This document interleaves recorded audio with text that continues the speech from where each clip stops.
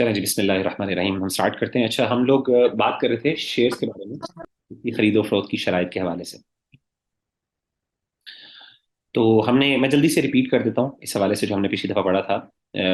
Company के असासे जो हैं सिर्फ नकद और दियून की शक्ल में ना हो, पहली शर्त ये थी।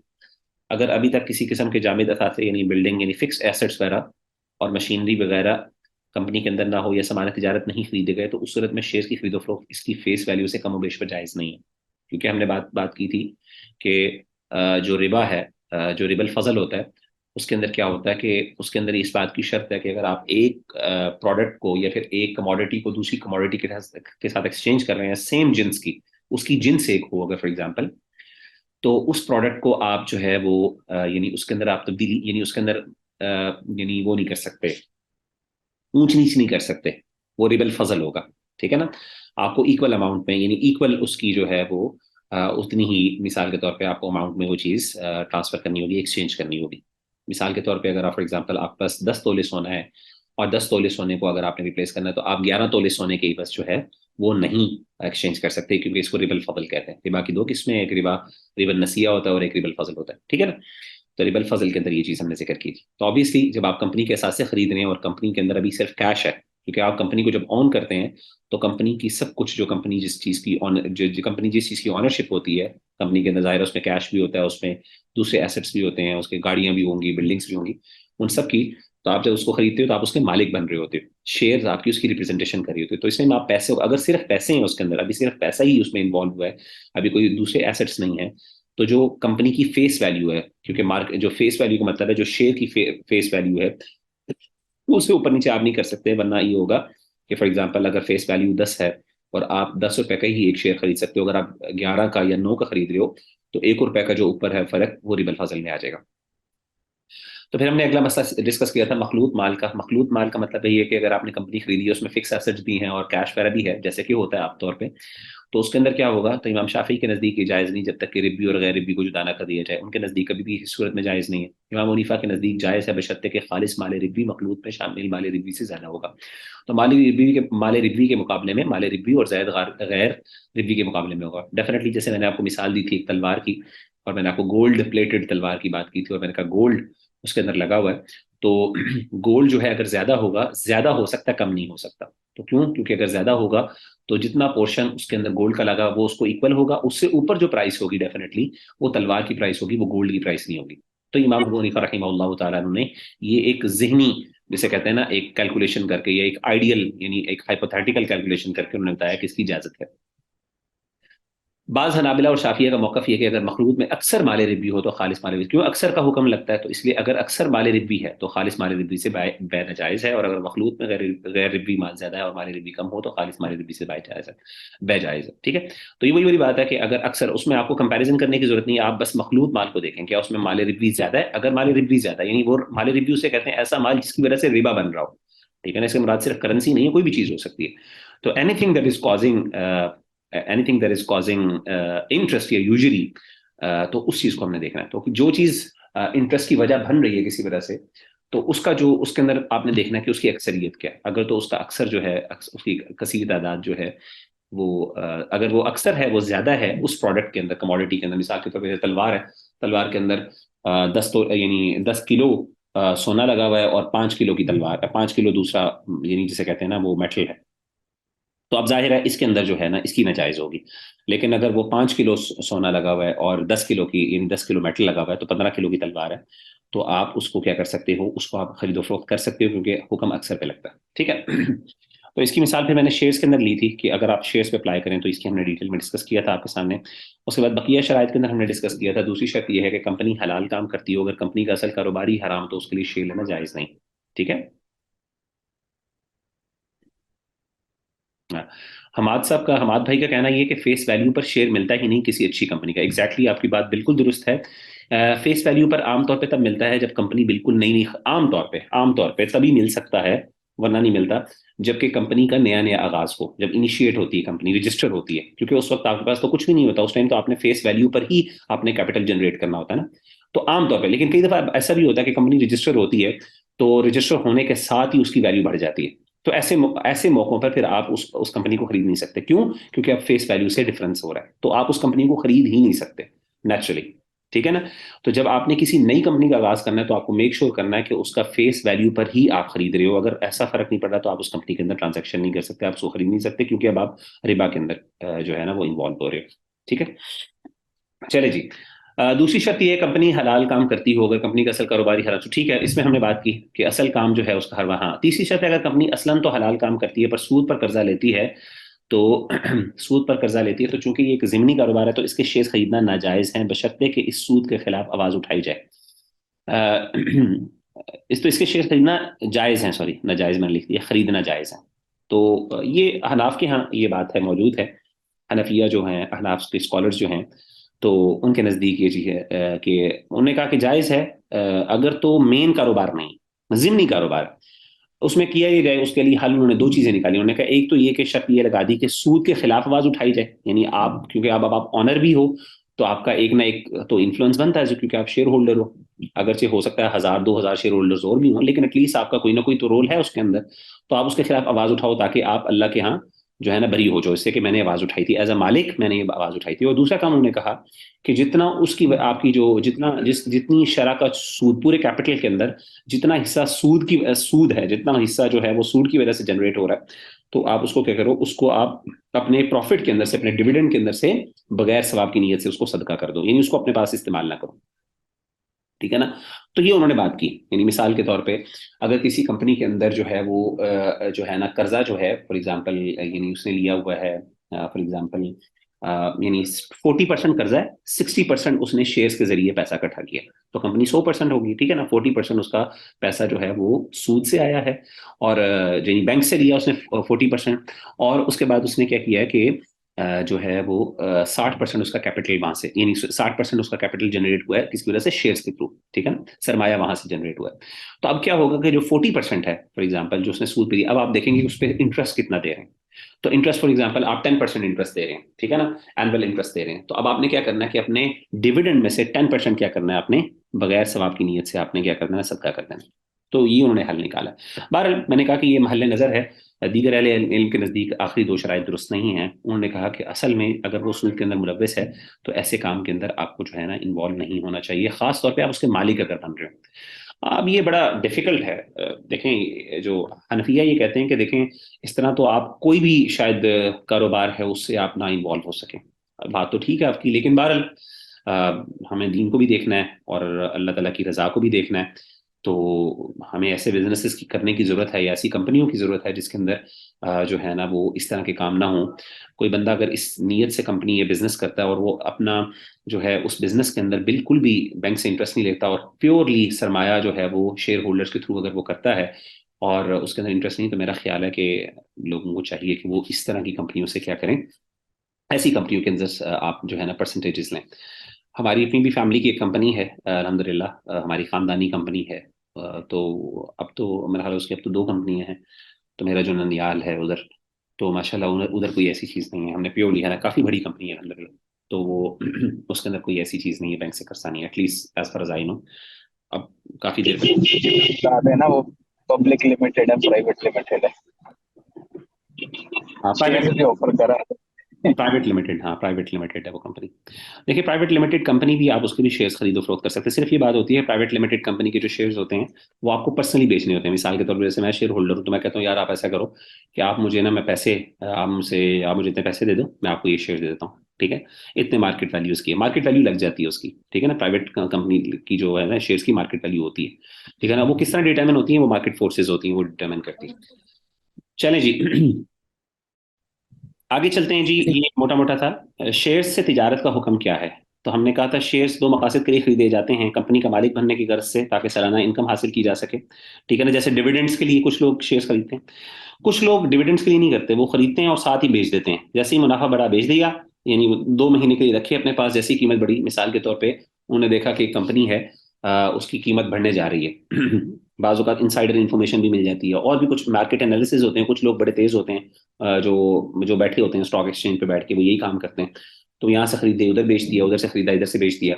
तो जैसे चीज़ बढ़ी, जिस तरीके से लोग करेंसियों का कारोबार करते हैं, ठीक है ना, करेंसियों का भी कारोबार करते हैं, कुछ लोग करेंसीज खरीद लेते हैं, मिसाल के तौर पर डॉलर खरीद लिया या फिर आजकल में खरीद कर अपने पास रख लिया, और 6 महीने बाद जब उसकी कीमत बहुत बढ़ गई, बहुत ज़्यादा फर्क पड़ गया, या 2 महीने बाद, ये 2 महीने बाद आजकल तो दिनों के अंदर बढ़ जाती है, तो उसको बेच दिया, साथ ही बेच दिया, और उसके अंदर से जो मुनाफा है जो वो कमा लिया। तो बाज़ अहले इल्म ने ये जो है ये जो दूसरी जो तरीका है जिसको हम कैपिटल गेन कहते हैं, उसको कहा कि इसको नहीं करना चाहिए, क्योंकि इसके अंदर एक किस्म का जुआ है, इसमें तखमीना स्पेकुलेशन है, इसमें ना तखमीना साजी है, ठीक है ना, अंदाजा लगाना है। तो आपको पता है जुए के अंदर भी ऐसा होता है, जुए के अंदर आपकी लक होती है, बाज़ मिल जाता है, बाज़ नहीं मिलता।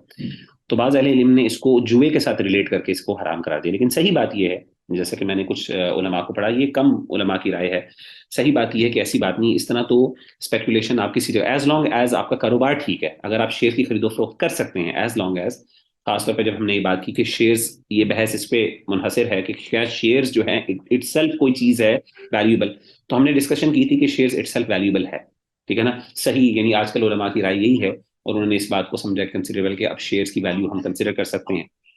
तो जब आप उसको खरीदो फरोख्त, अगर आप शेयर्स की खरीदो फरोख्त कर सकते हैं, तो ऑब्वियसली फिर जब खरीदो फरोख्त कर सकते हैं तो उसके अंदर आप उसको जब भी चाहें बेच सकते हैं प्रॉफिट के लिए, हर बंदा जाहिर है प्रॉफिट लेना चाहता है। तो इस तरह का तो अंदाजा और इस तरह का जो स्पेकुलेशन है वो तो आप किसी बिजनेस में भी, आप मिसाल के तौर पर आप कहते हैं जी मैं ऐसा करता हूँ कि फलां आजकल बिजनेस जो है ना बड़ी उसकी मांग है, फॉर एग्जाम्पल जैसे जैसे मैंने आपको मिसाल दी थी, कोविड आया या फिर आजकल एक पेंडेमिक आया है, तो फॉर एग्जाम्पल फलां या फिर फलां फलां इलाकों में जो है ना बीमारी फैल रही है, तो हो सकता है यहाँ भी फैल जाए, तो मैं फॉर एग्जाम्पल ये चीज़ें बहुत बढ़ने वाली हैं मेडिसिन की, तो मैं ऐसा करता हूँ कि मेडिसिन का कारोबार शुरू कर देता हूँ। तो हाँ ठीक है, वो बढ़ जाता है, बाजू का नुकसान भी हो सकता है। तो अब ये जाहिर है कोई बंदा अगर यानी पैंडेमिक के अंदर कोई बंदा अगर मेडिकल स्टोर खोल लेता है, तो जाहिर है उसमें मुनाफा तो उसको मिल रहा है, लेकिन इसका मतलब ये नहीं कि अब वो उसके लिए हराम है, ठीक है ना। हाँ, इसके अंदर जैसे मैंने अच्छा, हम भी, मैं आपका मैं आंसर पहले बाद में करता हूँ, मैं जरा इसको आगे कर लूँ इंशाल्लाह, ठीक है। अच्छा जी, शेयर्स पर ज़कात के बारे में हमने बात की, तो ये एक मोटा मोटा मैंने आपसे बात की कि उसकी खरीदो फरोख्त कर सकते हैं, तो सही राय जो महसूस होती है वल्लाहु आलम, वो यही है कि आप कर सकते हैं। बाकी अगर कोई बंदा नहीं समझता, वो इस पर मुतमईन नहीं होता, तो वो क्या करे कि वो कंपनी पर डिविडेंड खरीद, यानी कंपनी का मालिक बन जाए, यानी और वो डिविडेंड इनकम हासिल कर लिया करे। लेकिन जो बंदा इस चीज़ को नहीं सही समझता वो इससे अवॉइड भी कर सकता है इंशाल्लाह, लेकिन बार उलमा ने इस चीज़ को इजाज़त दी है, कसीर तादाद में, बल्कि मेजॉरिटी, गालिबन मेजॉरिटी उलमा इस बात के कायल है, क्योंकि अब ये चीज़ इतना आम हो चुका है बिजनेस का, यानी शेयर्स खरीदना, क्योंकि जब शेयर्स पे खरीदो फरोख्त जायज़ है, तो फिर या तो आप पहले बात करें शेयर्स की खरीदो फरोख्त जायज़ ही नहीं है, ठीक है ना, इस तरह शेयर्स की खरीदो फरोख्त, यानी फरोख्त नहीं कर सकते, खरीद नहीं सकते, या फिर आप कहें जी कि नहीं कभी आप बस फिर आपको मुतय्यन करना पड़ेगा, अच्छा कितनी देर के लिए खरीद नहीं सकते, बेच नहीं सकते, या तो आप कहें ऑल टुगेदर बिल्कुल ही नहीं खरीद सकते, आप कंपनी के कभी भी शेयर्स खरीद नहीं सकते। जाहिर है ये चीज़ अब जो है यानी कम उलमा है जो इस चीज़ की जो है वो ये राय रखते हैं। शेयर्स पर ज़कात, अगेन मैं बहुत ज़्यादा जल्दी जल्दी कर रहा हूँ क्योंकि हमने ये चीज़ें रिपीट कर ली हैं, तो मेरा मेरा दिल है कि मैं इसको जो है ना पिछला जो साथ है वो भी इसके साथ साथ हो जाए, क्योंकि हमने वो आधा पढ़ा था, मुकम्मल नहीं किया था लेक्चर, तो मैं इसको रिवाइज कर रहा हूँ। शेयर्स पर ज़कात का जो है, अहनाफ के यहाँ ज़कात चूंकि अफराद पर होती है, इसलिए शेयर होल्डर पर ज़कात वाजिब होगी, ना कि कंपनी पर। तो आपको मैंने बता दिया था कि अहनाफ के यहाँ ज़कात जो है वो बेसिकली अफराद पर होती है, और वो शेयर होल्डर पर ज़कात वाजिब नहीं होगी, बल्कि कंपनी पर होगी, तो कंपनी देगी, कंपनी भी हाफ पे, अगर कंपनी ने दे दिए तो अब आपको शेयर होल्डर्स पर देने की जरूरत नहीं, सॉरी शेयर होल्डर के ऊपर है, कंपनी पर वाजिब नहीं, ठीक है ना। जबकि शाफिया के यहाँ ज़कात माल पर वाजिब होती है, इसलिए इनके यहाँ नाबालिग बच्चे के ऊपर भी ज़कात लागू होगी, हालांकि मुकल्लिफ नहीं, इसलिए उनके यहाँ कंपनी पर ज़कात वाजिब होगी, ना कि शेयर होल्डर्स पर, ठीक है। तीसरी जो राय है वो ये है कि शरई कायदा ये है कि एक माल पर दोहरी ज़कात नहीं होती। सही राय यही महसूस होती है कि कंपनी के बजाय जो है ना वो अफराद के ऊपर, खास तौर पे शेयर होल्डर्स के ऊपर ज़कात है, उससे चाहिए कि वो ज़कात दे। और ज़कात, क्योंकि देखें बात यह है कि ज़रूरी नहीं है कि देखें जब आप ज़कात देंगे तो डेफिनेटली होगा क्या, इसका एक टेक्निकल प्रॉब्लम है इसमें। टेक्निकल प्रॉब्लम ये कि अगर कंपनी ज़कात देगी तो मिसाल के तौर पे वो ज़कात का रेशियो जो है वो हर बंदे की माल से ज़कात कम हो रही है। मिसाल के तौर पे अगर फॉर एग्जांपल मेरी 10,000 की इन्वेस्टमेंट है, ठीक है ना, और 10,000 की इन्वेस्टमेंट के ऊपर मिसाल के तौर पे अब जब 10,000 की इन्वेस्टमेंट है तो उसके अंदर जो है, अब मेरी 10,000 में मेरे पास मिसाल के तौर पे सिर्फ 10,000 के ही है, और मैं कुछ कमाता नहीं, और मैं गरीब आदमी हूँ, मैं बेचारा इतना ही अफोर्ड कर सकता था। अब कंपनी क्या करेगी, जब वो पूरी जब ज़कात देगी तो डेफिनेटली क्या होगा, उसका असर मेरी मेरी मेरी मेरी इनकम पे आएगा, डेफिनेटली जाएगा, इनकम कम होगी, क्योंकि ज़कात पूरे माल से, पूरे पूरे प्रॉफिट से जो है वो निकाली जाएगी, ठीक है ना। तो जब उस प्रॉफिट से या उस इनकम से ज़कात निकाली जाएगी, तो ऑब्वियसली फिर क्या होगा, मैं भी ज़कात का हिस्सा दे रहा हूँ, हालांकि मेरे पर ज़कात वाजिब नहीं। तो इंडिविजुअली उलमा ने कहा कि जो इसमें सही चीज़ यही महसूस होती है कि शेयर होल्डर्स दें ज़कात, और जाहिर है वो शेयर होल्डर दे ज़कात जो कि बेसिकली जिस पर लागू होती है। तो जिस पे लागू नहीं होती, जिसकी इन्वेस्टमेंट ही बेचारे की 10,000 15,000 है, हाँ जिसकी लाखों में इन्वेस्टमेंट है, करोड़ों में इन्वेस्टमेंट है, उसके ऊपर ज़कात होगी।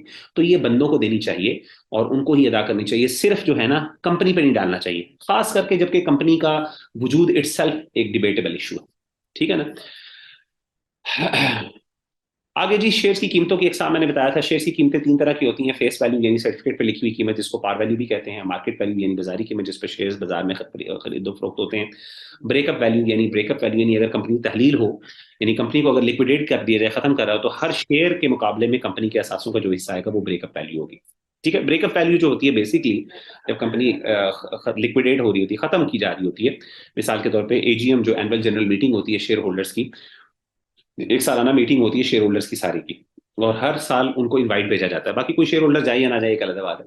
तो वहां पे मुख्तलिफ कंपनी की रिपोर्ट पेश की जाती है कि हमने साल में ये कमाया, ये मुनाफे हो, इस तरीके से बड़े बड़े डिसीजन लिए जाते हैं। इसी तरीके से जो सीईओ होता है, बोर्ड ऑफ डायरेक्टर्स, उनकी हायरिंग और उनकी जो है ना उसको, उन पे डिस्कशंस होते हैं, वोटिंग होती है बेसिकली। ठीक है ना।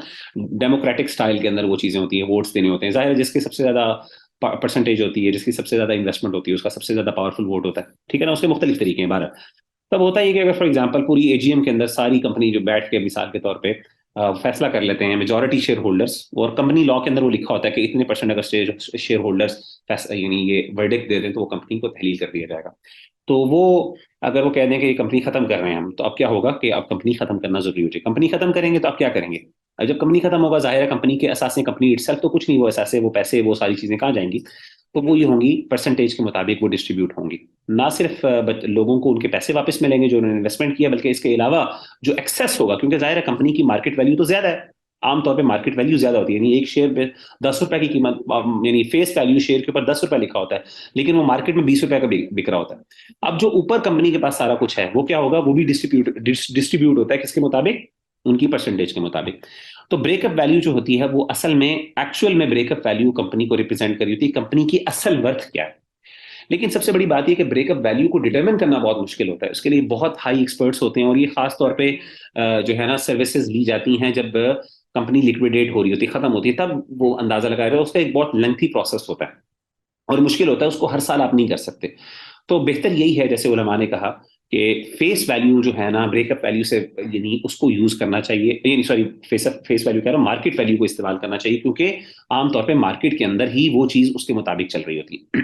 सही मानों पर एक कमरे की कदर की वजाहत कर रही होती है।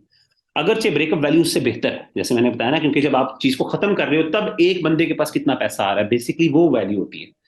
हो सकता है मार्केट वैल्यू उससे ऊपर नीचे हो, ठीक है ना, क्योंकि मार्केट वैल्यू के अंदर ऑब्वियसली बहुत सी सप्लाई एंड डिमांड के मसले चल रहे हैं। एक्चुअल में जो आपके पास कंपनी के असासे हैं वो कम है, लेकिन आपके पास मार्केट में उसकी वर्थ ज्यादा है, क्योंकि कंपनी बहुत अच्छा परफॉर्म कर रही है, लोग देख रहे हैं कि अच्छा ये कंपनी जो है लाखों कमा रही है, कल को ये 2 लाख हो जाएंगे, 3 लाख हो जाएगी।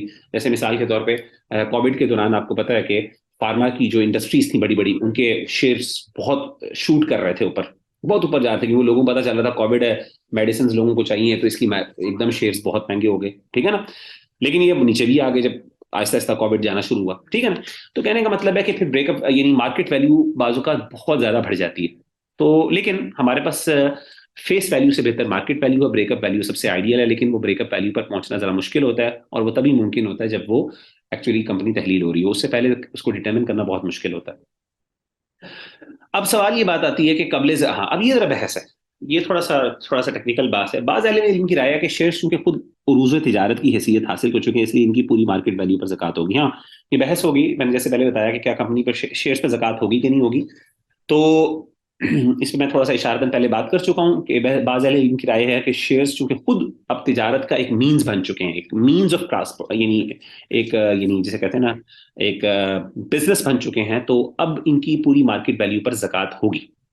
दूसरी उलमा की राय यह है कि चूंकि शेयर्स कंपनी की असासों की नुमाइंदगी करते हैं, इसलिए असासों के काबिल ज़कात या नाकाबिल ज़कात की तकसीम करनी चाहिए।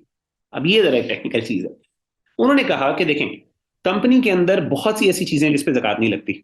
मिसाल के तौर पे, जैसे फॉर एग्जांपल, आपको पता है कि ज़कात का आपने जब टॉपिक पढ़ा होगा कि फैक्ट्री जो है इटसेल्फ, उस पर यानी फैक्ट्री के ऊपर ज़कात नहीं है, या फिर मशीनरी जो फैक्ट्री के अंदर काम कर रही है उसके ऊपर ज़कात नहीं है, लेकिन जो उसके प्रोडक्ट्स हैं उसके ऊपर ज़कात आयद होती है, जो उससे प्रोडक्ट्स आप जनरेट कर रहे हैं। ठीक है, जो आपकी इन्वेंट्री जिसे हम कहते हैं, उस पर आपकी ज़कात होती है।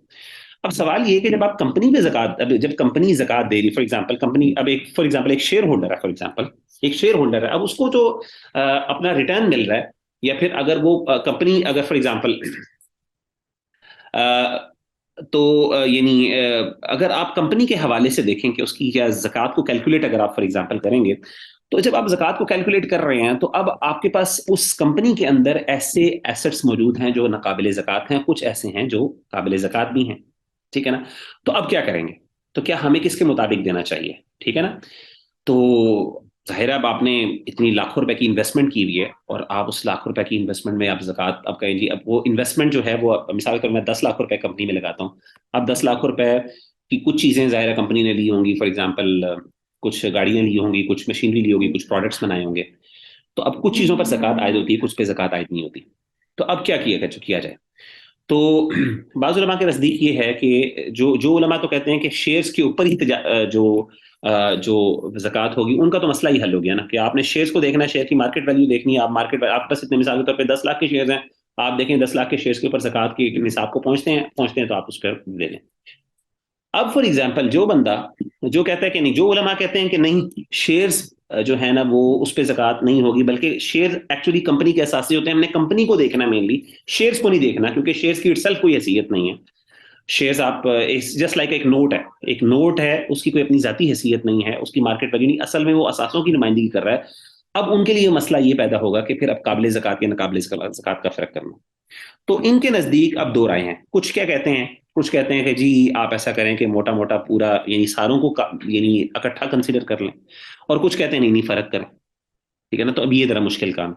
तो इसमें कुछ उलमा ने दरमियानी निकालेगा, उन्होंने कहा तो अगर तो कैपिटल गेन के लिए शेयर्स की खरीदो फरोख्त की गई है, तो ये मुफ्ती तकी उस्मानी साहब की राय है, वो कहते हैं कि अगर कैपिटल गेन के लिए शेयर्स, यानी वो जो दूसरा हमने कहा था ना, ये जो देखें यहाँ पे जब हमने बात की थी कि कंपनी के शेयर दो मकासद के लिए खरीदे जाते हैं, तो उन्होंने कहा कि अगर आपने शेयर्स की कीमत को यानी शेयर्स की कैपिटल गेन के लिए आपने शेयर्स को खरीदा था, तो उस टाइम आप क्या करें, आप फिर शेयर्स का हिसाब करें, फिर आप क्या करें, शेयर्स का हिसाब करें कि शेयर की मार्केट वैल्यू कितनी है, और उसके मुताबिक आप क्या करें कि उसकी ज़कात अदा करें।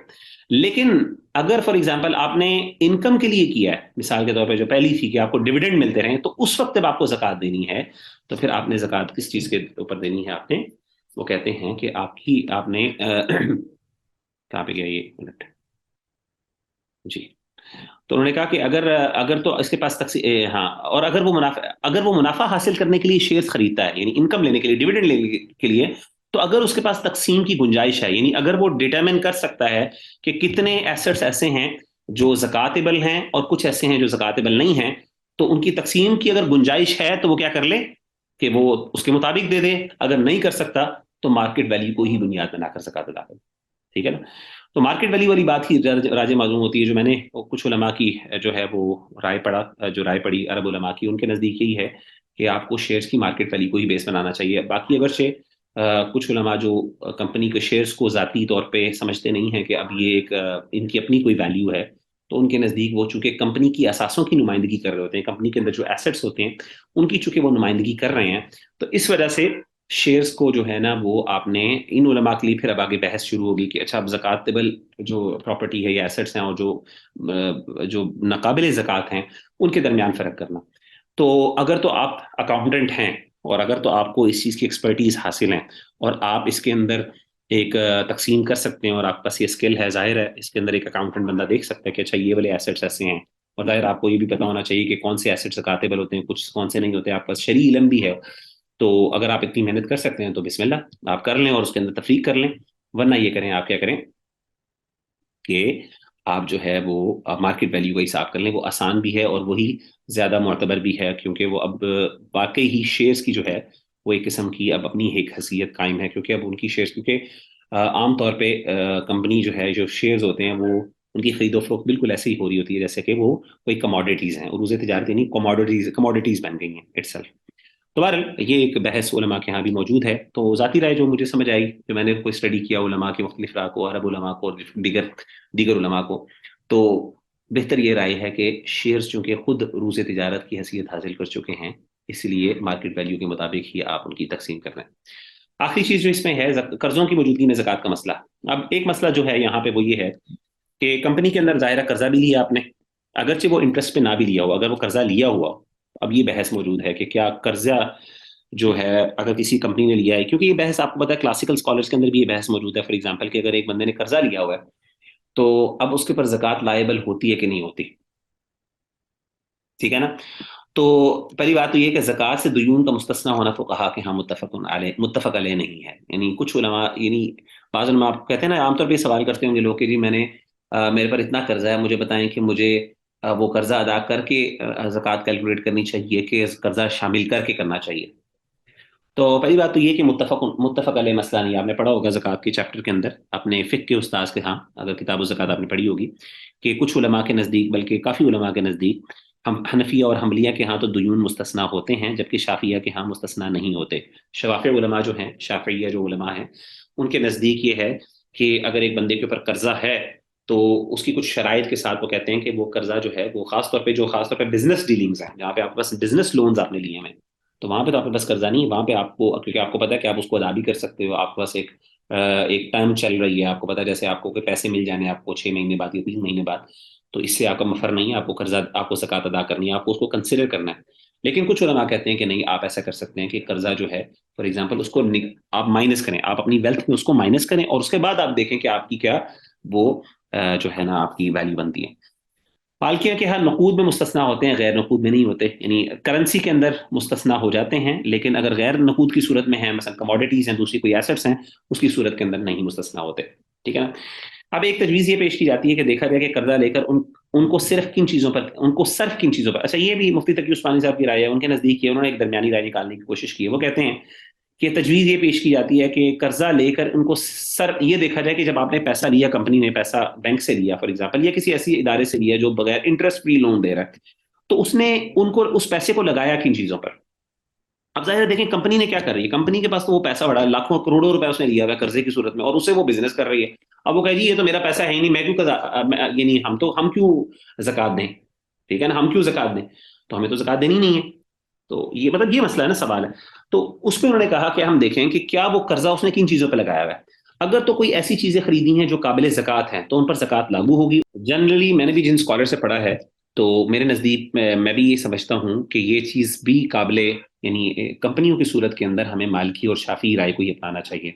क्योंकि कंपनी देखें, क्योंकि मुझे याद है कि हमारे उस्ताद ये कहा करते थे, हमने ये बहस पढ़ी फिक के अंदर, किताब ज़कात के अंदर, तो वो ये कहा करते थे कि देखें यार, एक लोन होता है जो इंसान अपनी जाती पर्सनल लोन होता है, जो इंसान अपनी जाती मजबूरियों की वजह से लोन ले रहा है। जाहिर है वहां पे ज़कात, अगर मिसाल के तौर पे एक बंदे ने घर लगे, उसकी बुनियादी जरूरत है घर फॉर एग्जांपल ना, अब उस बेचारे ने कर्जा लेके या फिर उसने गाड़ी लेनी है जो उसकी बुनियादी जरूरत बन गई है फॉर एग्जांपल, अब वो गाड़ी ले रहा है मजबूरी की वजह से। अब वो गाड़ी मिसाल के तौर पे या कुछ और वजूहात की बुनियाद पर उसको जो है ना वो पैसे उसके पास इतने ज्यादा हो गए हैं कि वो ज़कात-ए-बल है, यानी वो ज़कात के निसाब को पहुंच गए हैं।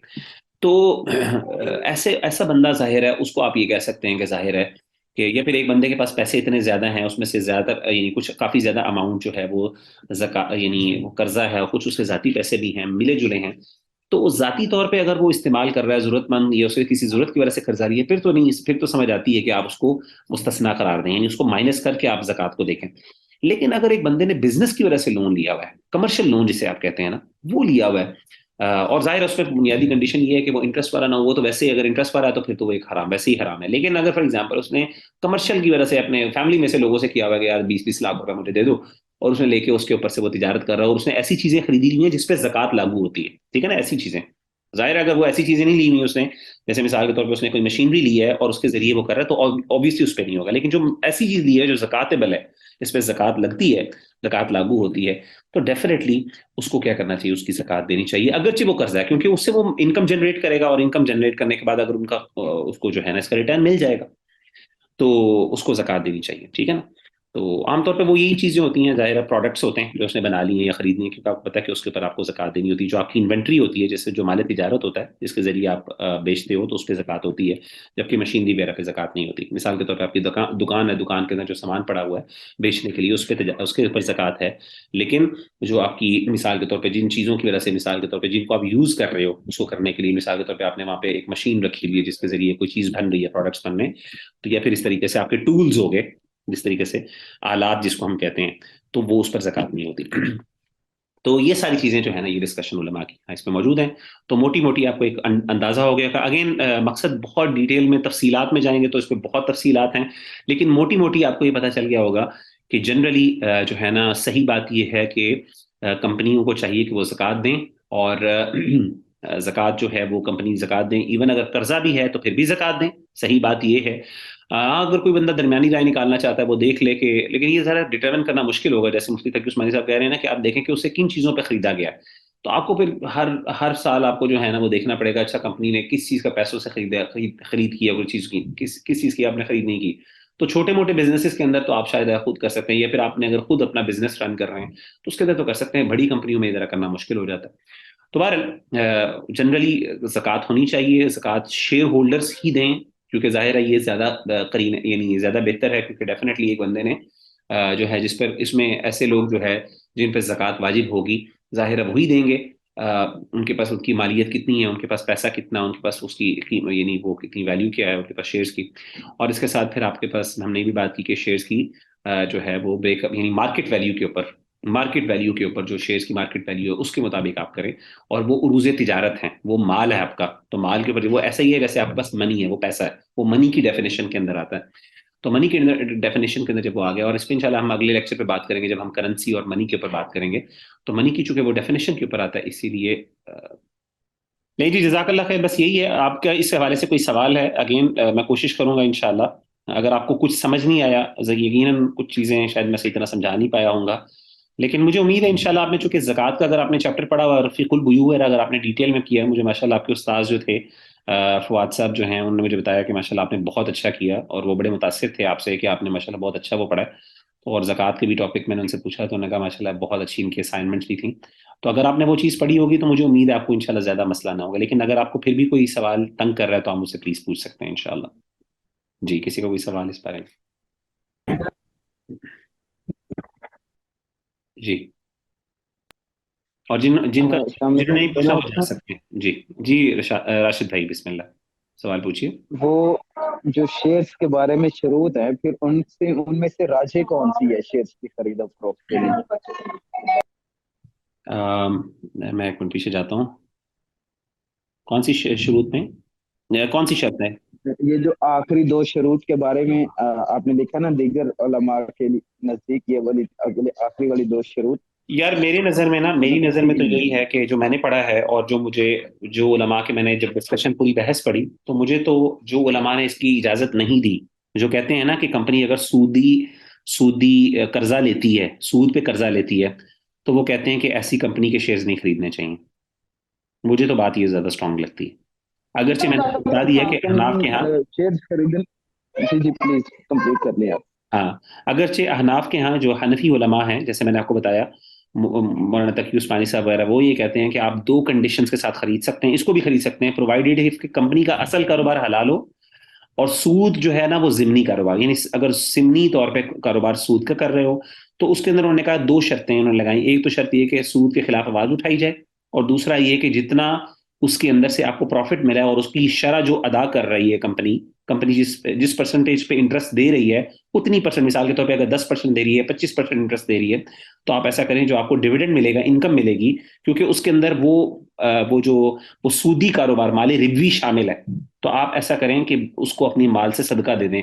और सदका इस नीयत के साथ दें, यानी बगैर नीयत के, सवाब की नीयत के बगैर, क्योंकि आपको पता है कि जो सूदी सदका, यानी सूद अगर सदके को दौर पे किया जाए तो उसको कबूल नहीं किया जाता। तो आप उसके अंदर से ये एक्सपेक्ट नहीं कर सकते आपको रिवॉर्ड मिले, तो आप इस तरीके से अपने आप को बचा सकते हैं। लेकिन ये उन्होंने गुंजाइश निकाली है मेरी नज़र में ना, वल्लाहु आलम, ये उनकी गुंजाइश निकाली है। जहां तक मैंने उलमा की मबाहिस पढ़ी हैं जिन्होंने इसके खिलाफ राय दी है, बहरहाल मुझे तो उनकी बात ज़्यादा स्ट्रांग लगती है। लेकिन अगेन मैं कोई मुफ्ती नहीं हूँ, इसलिए मैं कोई फतवा आपको नहीं दे रहा, आपके सामने दोनों राय रखती हैं मैंने। आप इस पर मजीद इंशाल्लाह तफसील, ये मैंने प्रेजेंटेशन के एंड पे ना आपके साथ ये लिंक्स शेयर किए, आप इन लिंक्स को देखिएगा ज़रूर। ये स्टडी लिंक्स मैंने आपको कुछ दिए हैं। फतवा रिगार्डिंग लिमिटेड लाइबिलिटी कंपनीज, फतवा regarding buying shares in companies that are engaged in minor हराम और इंटरेस्ट बेस्ड ट्रांजैक्शन, ये आप जरूर पढ़िएगा इंशाल्लाह। इसी तरीके से परमिसिबिलिटी ऑफ एक्वायरिंग कैपिटल गेन्स, ये तीन फतवे आप जरूर पढ़िएगा इंशाल्लाह। और मजीद भी अगर आपको इसमें इन्फॉर्मेशन आपको हासिल करनी, या मुझे बताइएगा, मैं इंशाल्लाह मजीद आपको इसमें से कंटेंट तलाश करके दूंगा, आप उसको पढ़ें। फिर आपका जिस पर एतमाद होता है, मुतमईन होते हैं, तो कर लें, लेकिन ज़ाती तौर पे मुझे तो लग रहा है कि हमें एहतियात ही करनी चाहिए, बचना चाहिए इनसे। वल्लाहु आलम। जी।